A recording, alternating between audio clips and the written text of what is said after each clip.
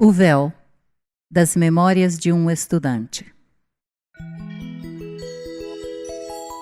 Nas férias desse mesmo ano, decidi visitar a família, meu pai e 2 irmãs, na pequena vila do meu nascimento, em São Paulo. Revoltado pela injustiça dos lentes que me reprovaram no meu 4º ano de medicina, resolvi ir para o mato, escrever em sossego contra eles. A vingança seria tremenda. E parti em um dia de muito calor. Ia indisposto e sonolento.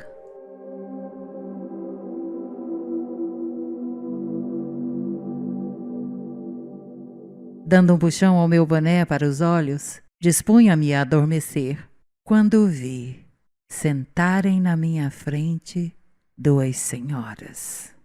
Uma era alta, a outra baixa. Uma esbelta, a outra atarracada.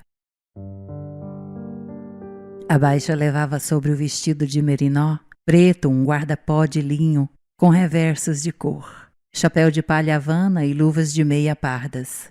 Era mulher de uns 40 e poucos anos, morena, luzidia e de lunetas de aro, tipo vulgar, burguês. A esbelta trajava com elegância um vestido simples de riscadinho cinzento, sem folhos nem fitas, guarnecido de pespontos com um casaco justo que lhe denunciava a formosa linha do corpo e um colarinho à inglesa, muito unido ao pescoço. O chapéu do mesmo tom que parecia mais um chapéu de homem, se não lhe tivessem pespegado na frente uma grande ave de asas abertas. Desço a essas minudências de toaletes porque elas constituíram logo em mim um ponto de estudo. A maneira de vestir indica fatalmente a maneira de pensar de uma mulher. E entre as duas, que abismo, que extraordinária diferença. Era caso realmente para meditação. Eu observava ora uma, ora outra. As luvas de meia de algodão pardas da baixa faziam-me adivinhar mãos curtas, grossas, ágeis, afeitas à vassoura, à agulha, calejadas da tesoura, marcadas por queimaduras de cauda ou água a ferver. As luvas de pelica da alta, justas e bem abotoadas, faziam-me sonhar com umas finas mãos, muito macias e brancas, acostumadas a correr pelo teclado de um piano de Erard, a folhear os livros de Bourget ou dos Goncourt e acariciar um angorá de preço no aconchego tépido de um divã de seda. Os sapatos de entrada baixa da gorda, mostrando-lhe as meias cruas engelhadas nos tornozelos grossos, faziam declarações terrivelmente indiscretas.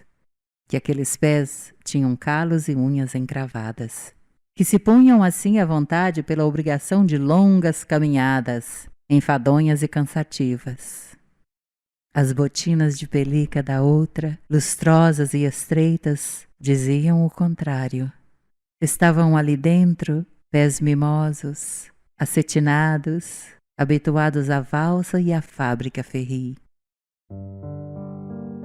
Na larga cara da morena, úmida de suor e salpicada do carvão da máquina, li como no livro aberto: atividade, despretensão, pouca inteligência e uma pontazinha de gênio. Na cara da companheira é que não pude ler nada. Levava-a encoberta por um largo véu claro que passava e repassava em torno da cabeça, escondendo-lhe totalmente as feições. Era clara, loira, trigueira, rosada ou pálida. Não o podia eu saber. Devia ser loira, que é o tipo requintadamente aristocrático.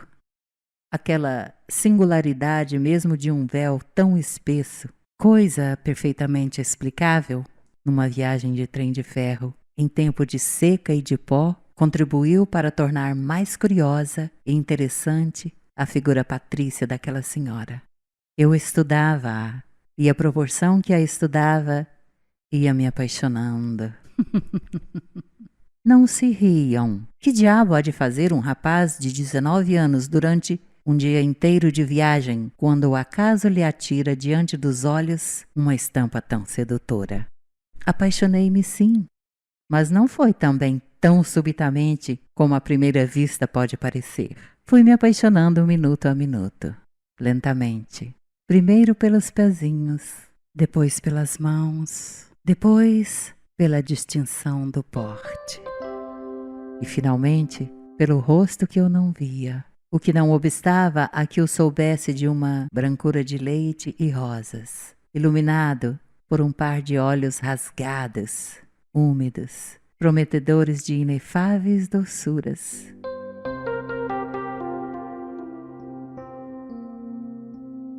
E assim como eu percebera o caráter da outra pela cara, percebi pelo conjunto gracioso desta o seu gênio também.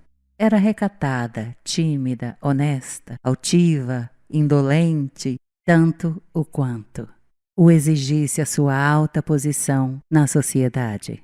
Rica e solteira. Encobria-se assim, e já eu fazia as minhas conjecturas. Porque viajando sem o pai, acanhava-se de se dar a conhecer a toda a gente, evitando comentários. Uma prudência louvável. Seria casada? Também podia ser. O papel de pai identificava-se com o do marido, sem que por isso o dela sofresse alterações. Irmã ou filha da outra que não era. Isso jurava eu.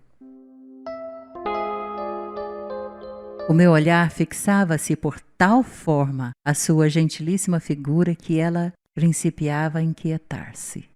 Sou um grosseiro, dizia eu para mim mesmo, mas não conseguia desviar a vista. Ali mesmo formei logo tenção de escrever um livro a que poria o título As Mulheres. Livro esquisito, original, farfalhante como as sedas de Lion. Era essa desconhecida que me suscitava tão boa ideia. Abençoada fosse ela. Propunha-me, julgava-me habilitado para isso, a descrever os caracteres das mulheres, que eu daí por diante encontrasse, só pelas suas manifestações exteriores. Na missa, no baile, em casa, no teatro, na maneira de ajoelhar, de abrir o livro, de dançar, de mover o leque, de receber uma visita ou de assistir a um drama. Julgava eu, ainda inexperiente das suas dissimulações, que as poderia definir clara e positivamente, destampando-as depois com todos os cambiantes nas páginas do meu volume. Seria dedicado o meu trabalho à bela e misteriosa companheira de viagem, de quem então eu já devia saber o nome. O nome. Como se chamaria ela? E andei à procura de um nome de mulher loira.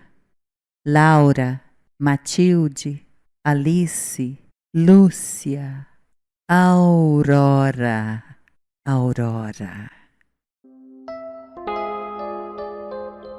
Entretanto, chegamos a São Paulo. Anoitecia. Os lampiões de gás espalhavam pontinhos de ouro pela cidade. Acabava-se o meu romance, tristemente. Não me podia resignar a isso. E apanhando à pressa a minha mala, acompanhei as duas senhoras através do gare. Um sujeito aproximou-se delas e, curvando-se diante da mais alta, recebeu algumas ordens, rapidamente. Depois acompanhou-as à rua, abriu a portinhola de um carro particular e voltou. Elas partiram. E eu, numa resolução digna dos meus 19 anos, acompanhei-as noutro carro, até vê-las entrar numa casa apalaçada, ao lado de um jardim. A minha vila que me perdoe, e que me perdoe a minha família, e que se regozijem os meus lentes ameaçados. Esqueci-os e instalei-me por largos dias no grande hotel. As manhãs e as tardes gastava-se. Ou em passeio diante daquela grande casa sempre fechada, misteriosa como o véu, aristocrática como a dama. Por fim, num desespero de namorado infeliz, encostava-me à grade e ficava horas esquecidas, olhando para dentro, sem medo de me tornar suspeito para a criadagem ou para a polícia. a ver cair lentamente, como lágrimas de sangue, as pétalas carnudas das camélias vermelhas. Tanto maior era a obstinação daquela senhora em se não mostrar, quanto mais veemente era o meu desejo de a ver. Passados não sei quantos dias, lobriguei numa manhã a companheira de viagem, a gorda, a sacudir um tapete numa janela. Cumprimentei-a. Sorri-me. Fiquei atrapalhado, com vontade de perguntar alguma coisa, mas evitando praticar semelhante asneira. Ela compreendeu-me, de certo, porque teve a amabilidade de convidar-me para descansar.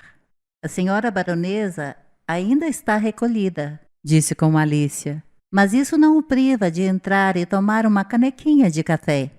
Recusei e segui. Para encurtar razões, escrevi um dia à baronesa e mandei-lhe a carta. Nessa tarde recebi um cartão dela, consentindo que eu lhe fosse beijar a mão.